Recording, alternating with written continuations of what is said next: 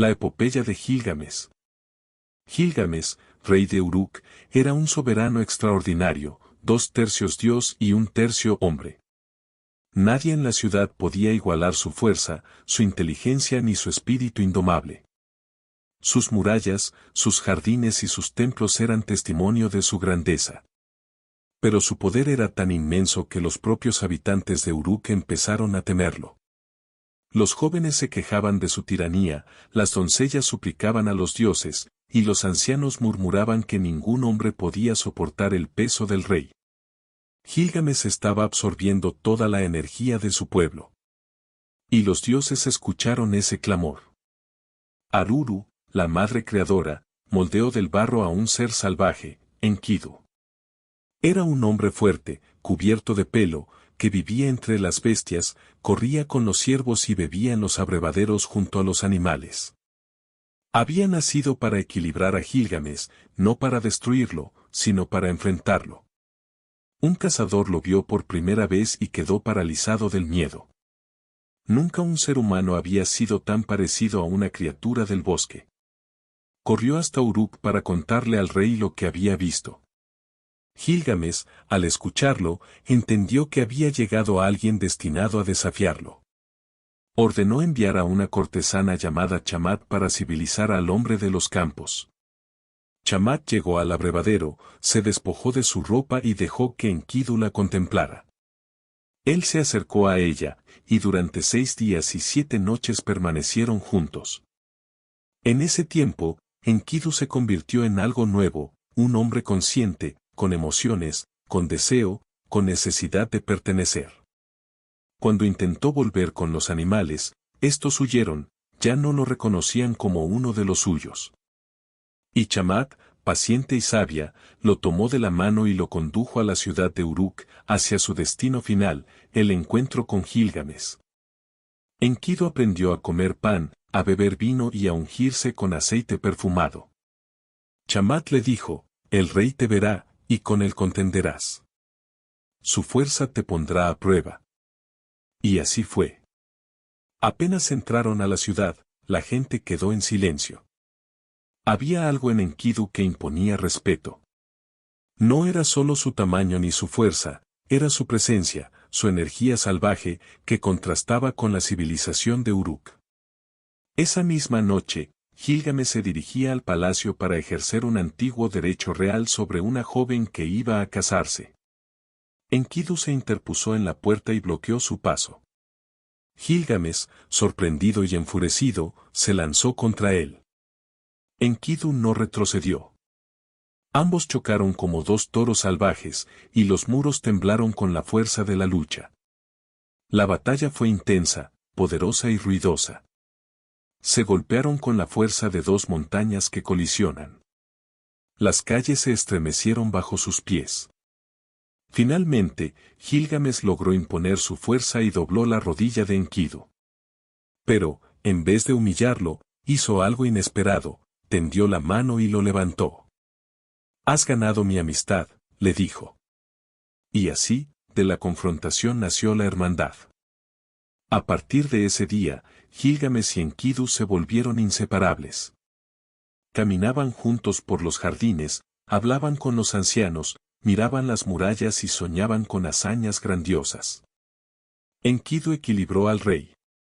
Su presencia calmó el espíritu inquieto de Gilgamesh y le mostró lo que significa tener un igual, un amigo, un hermano. Pero la energía de ambos era tan grande que la paz les resultaba demasiado pequeña.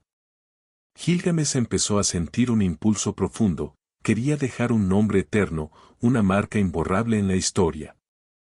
Y habló con los ancianos de Uruk. Viajaré al bosque de los cedros para enfrentar a Humbaba, el guardián. Quiero una gloria que dure para siempre. Los ancianos le suplicaron que no lo hiciera. Humbaba era una criatura aterradora, con un rugido de fuego y un aliento mortal. Incluso los dioses temían provocarlo. Enkidu, sin embargo, dio un paso adelante. Yo crecí cerca de ese bosque. Conozco sus caminos. Si vas, iré contigo. La madre de Gilgamesh lloró al oírlo, presentía el peligro, pero no pudo detenerlo. Los dos amigos realizaron sacrificios al dios Chamas para pedir protección. Y al amanecer, partieron juntos hacia el bosque de los cedros, sin saber que aquel viaje sellaría su destino para siempre. La hermandad y el bosque de los cedros, la lucha contra Humbaba. Gilgamesh y Enkidu avanzaban juntos, como dos espíritus invencibles unidos por un mismo propósito. Apenas habían dejado atrás las murallas de Uruk cuando el viaje comenzó a exigirles fuerza, resistencia y claridad de corazón. Caminaron días y noches, atravesando llanuras, montañas y desiertos, guiados únicamente por la luz del sol y la determinación de sus almas. Gilgamesh, que antes nunca había dudado de sí mismo, comenzó a tener sueños inquietantes.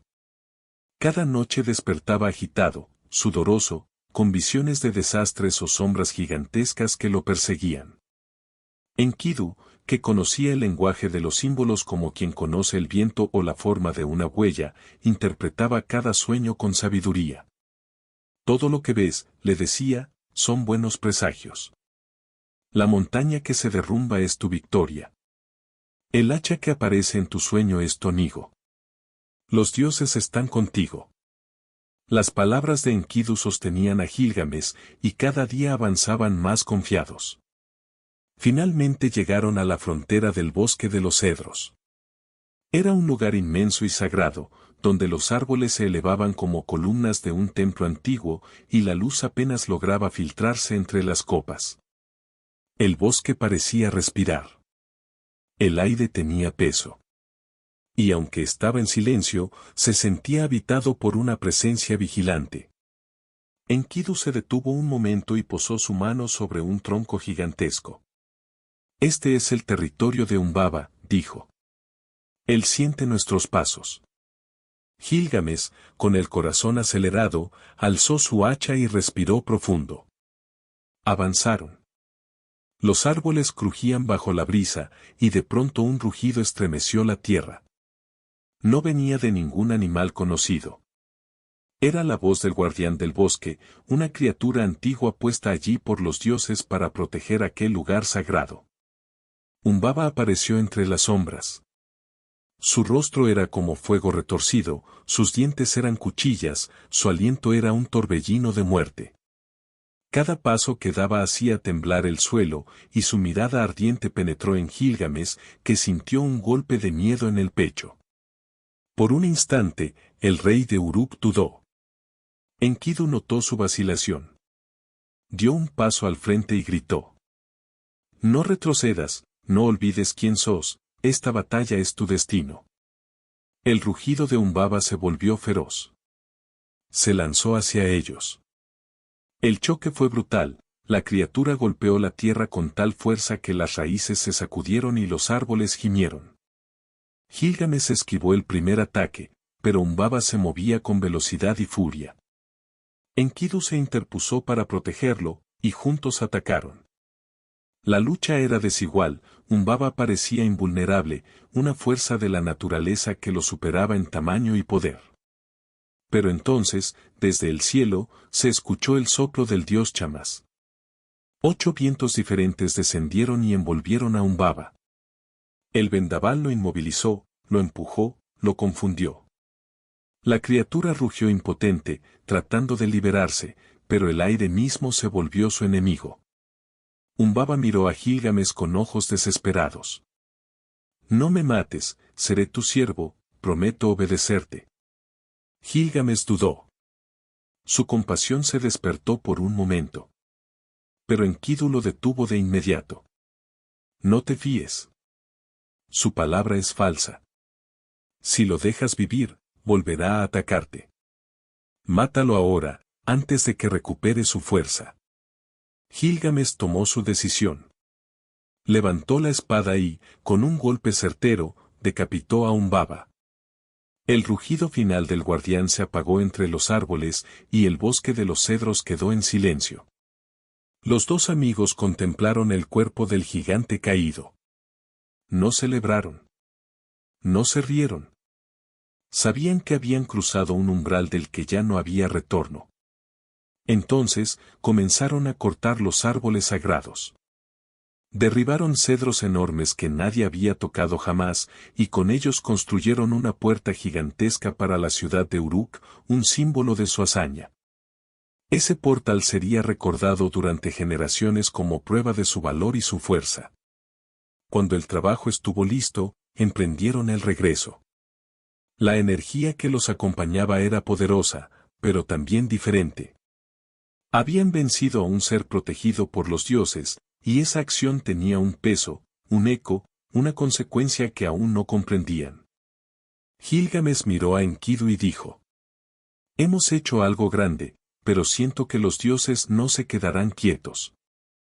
Enkidu asintió, mirando hacia el horizonte. La gloria siempre exige un precio. Y así, con el bosque de los cedros a sus espaldas y el destino por delante, los dos héroes iniciaron el camino de vuelta a Uruk, sin saber que la sombra del castigo ya se estaba formando sobre ellos. El castigo de los dioses y la muerte de Enkidu. La victoria sobre Humbaba resonó en todo Uruk. El pueblo celebraba, los ancianos contaban la hazaña, y Gilgamesh y Enkidu regresaban con la cabeza del guardián y las grandes vigas del bosque de los cedros. La hermandad entre ellos se había vuelto legendaria, una fuerza que nadie podía negar. Pero los dioses observaban desde lo alto, y no todos estaban complacidos. Ishtar, la poderosa diosa del amor, vio a Gilgamesh en todo su esplendor, joven, fuerte, victorioso, brillante como un sol. Y lo deseó con vehemencia. Bajó del cielo y se presentó ante él envuelta en perfumes y joyas, diciendo: «Gilgamesh, sé mi esposo. Te daré riquezas, poder y reinos. Juntos gobernaremos sobre todos los pueblos». Gilgamesh la miró sin miedo. Y respondió con una frialdad que hizo temblar el aire: «¿Por qué debería convertirme en tu amante? Mira cómo han terminado los que te amaron. A uno lo convertiste en lobo, a otro en un pájaro sin hogar. A un tercero lo dejaste ciego, a otro lo abandonaste en la miseria. Tus amores son trampas, Ishtar. No quiero tu destrucción disfrazada de cariño». Esas palabras, dirigidas a una diosa tan poderosa, fueron como un latigazo. Ishtar gritó de furia y ascendió a los cielos para pedir venganza. Se presentó ante su padre, Anu, y exigió el arma divina definitiva. El toro del cielo. Dámelo ahora. Quiero destruir a Gilgamesh y a su ciudad. Anu dudó, pero Ishtar insistió con amenazas. Finalmente, el toro celestial fue liberado. El toro del cielo descendió como una tempestad. Su resoplido abrió grietas en la tierra, cientos murieron bajo sus patas, los campos se secaron al instante. La ciudad entró en pánico. Gilgamesh tomó su hacha y corrió hacia el monstruo. Enkidu lo siguió sin dudar. La criatura atacaba con furia divina. Cada embestida podía destruir una casa entera. El polvo nublaba la visión y la gente huía aterrorizada. Gilgamesh intentaba golpearlo, pero el toro era veloz y su piel brillaba como metal ardiente. En un momento crucial, Enkidu se metió debajo del toro, le sujetó la cola y lo inmovilizó con un esfuerzo sobrehumano. Gritó: «Ahora, hermano, remátalo». Gilgamesh saltó sobre el cuello del toro y hundió su espada. La bestia cayó, su sangre divina empapó la tierra, y el monstruo quedó inmóvil. Ishtar, desde lo alto de la muralla, lanzó un grito desgarrador. Enkidu, furioso por su intervención, arrancó el muslo del toro y se lo arrojó en la cara. «Ahí está tu venganza», gritó.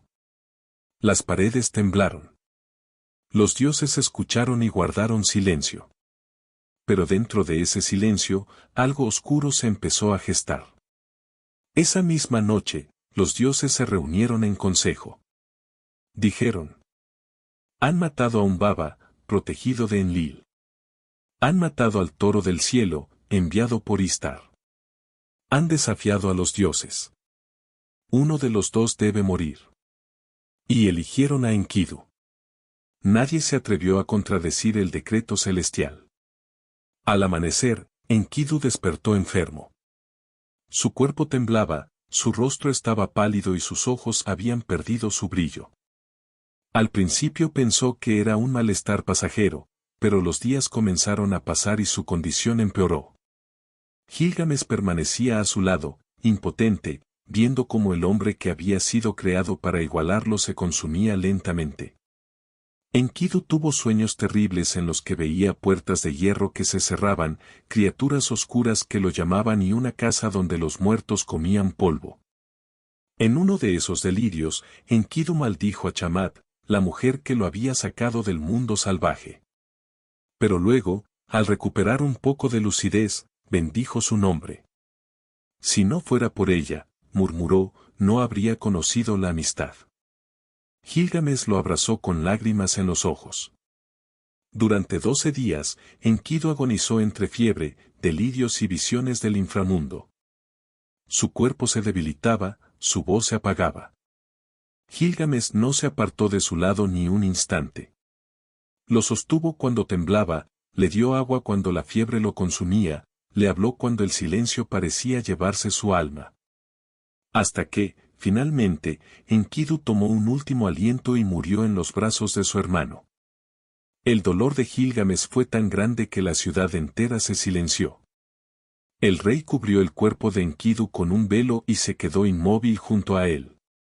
Lloró días enteros sin consuelo. Rugía como un león herido, golpeaba el suelo, se arrancaba el cabello. No podía aceptar la muerte de su amigo. No podía comprenderla. Al cabo de un tiempo, Gilgamesh salió a las calles de Uruk como un hombre quebrado. Andaba como un loco, sin rumbo, con la ropa desgarrada y el rostro hundido por el dolor.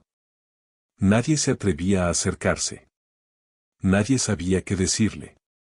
Miraba el cielo y gritaba. ¿Por qué, dioses, por qué quitarle la vida, por qué castigarme así, si él muere, yo también moriré un día? Esa idea, la muerte propia, lo atravesó como un rayo. Por primera vez en su vida, Gilgamesh entendió que él, el rey invencible, también era mortal. Y ese descubrimiento lo aterrorizó. Entonces tomó una decisión radical. No descansaré hasta encontrar la vida sin muerte. Dejó atrás Uruk, se cubrió con pieles de animales y se internó en el desierto. Caminó sin rumbo, preguntando a todos si sabían dónde vivía Utnapishtim, el único hombre que había obtenido la inmortalidad. La gente lo miraba con compasión, pero nadie tenía respuestas claras. Aún así, Gilgamesh siguió avanzando. Su cuerpo estaba cansado, su corazón estaba roto y su espíritu era una mezcla de desesperación y obstinación. Con cada paso que daba, el duelo se transformaba en búsqueda, la tristeza en determinación y la pérdida en un llamado profundo que lo empujaba hacia lo desconocido. Y así comenzó la segunda gran aventura de Gilgamesh, la búsqueda de aquello que ningún mortal había logrado alcanzar. La vida eterna. La búsqueda de la inmortalidad y el regreso del rey. Gilgamesh vagó por el desierto durante días, consumido por el dolor y la incertidumbre. Su corazón estaba roto y su espíritu se aferraba a una sola idea, encontrar a Utnapishtim, el hombre que había sobrevivido al diluvio y había recibido la vida eterna. Si él lo había logrado, tal vez aún existía esperanza. Caminó sin descanso, cruzando montañas, valles y tierras áridas. Una noche, llegó a las montañas Masu, las puertas del sol. Allí se alzaban dos gigantes guardianes con forma humana y cuerpo de escorpión. Su sola presencia hacía temblar a cualquier mortal. El guardián lo miró con ojos que brillaban como fuego. Ningún hombre puede atravesar estas montañas, dijo, este es el camino por donde el sol entra y sale del mundo. Gilgamesh, sin miedo y sin fuerzas para mentir, respondió. Busco a Utnapishtim. Mi amigo ha muerto. Yo también moriré. No quiero ese destino. Los escorpiones se miraron entre sí. Vieron que la tristeza había quebrado al rey y que la determinación lo sostenía como una columna. Finalmente, abrieron el paso y le permitieron entrar. Gilgamesh recorrió un túnel oscuro durante 12 leguas. No había luz, ni estrellas, ni sonido. Caminó a tientas, respirando el aire espeso y sintiendo el peso de la muerte en la espalda.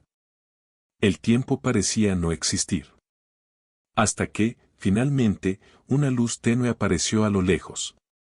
Salió del túnel y encontró un jardín maravilloso lleno de árboles cuyas ramas estaban cubiertas de piedras preciosas. Rubíes, lapislázuli, ágatas y esmeraldas colgaban como frutos que nunca caían. Era un paisaje irreal, creado por los dioses. Allí encontró a Siduri, la tabernera divina, que lo miró con compasión y desconfianza. Has llegado lejos, rey de Uruk. Pero lo que buscas no está destinado para los hombres. La vida es corta, y eso es parte del don que se les dio. Disfruta con tus seres queridos. Celebra. Ama. Acepta la vida como es. Gilgamesh no aceptó esa respuesta. Agradeció sus palabras y siguió adelante. Encontró a Ur-Zanabi, el barquero de Utnapishtim, que vivía junto al mar que rodea el fin del mundo. Gilgamesh le pidió ayuda con la urgencia de un hombre que ya no tiene nada que perder. Debo cruzar las aguas de la muerte, dijo. Llévame con tu amo. Ur-Zanabi, después de dudarlo, accedió. Construyeron un bote y lo prepararon para la travesía. Gilgamesh cortó maderos y postes, cargó el barco con todas sus fuerzas, y juntos se adentraron en un mar silencioso, negro como el vacío. Aquel mar era sagrado. Sus aguas eran veneno puro, bastaba tocarlas para morir. El barco avanzaba solo con los postes que Gilgamesh empujaba uno tras otro, gastándose físicamente en cada tramo. Después de usar todos los postes, tuvieron que usar las manos, los brazos, el cuerpo entero para avanzar. Cuando llegaron a la otra orilla, Gilgamesh estaba exhausto, pero vivo. Allí los esperaba Utnapishtim, un hombre de rostro sereno, que no parecía ni viejo ni joven. Su mirada contenía la memoria del mundo. ¿Por qué has venido, Gilgamesh? Gilgamesh cayó de rodillas y habló con el corazón abierto. Mi amigo Enkidu murió. Y yo, el rey poderoso, supe entonces que yo también moriré. No acepto ese destino. Enséñame cómo obtuviste la vida eterna. Quiero escapar de la muerte.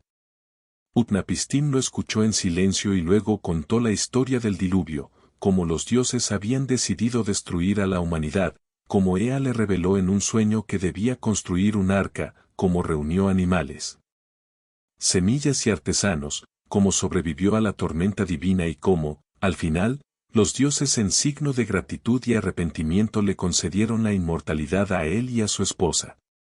Pero su voz se volvió grave cuando dijo: esa vida no está destinada para ti.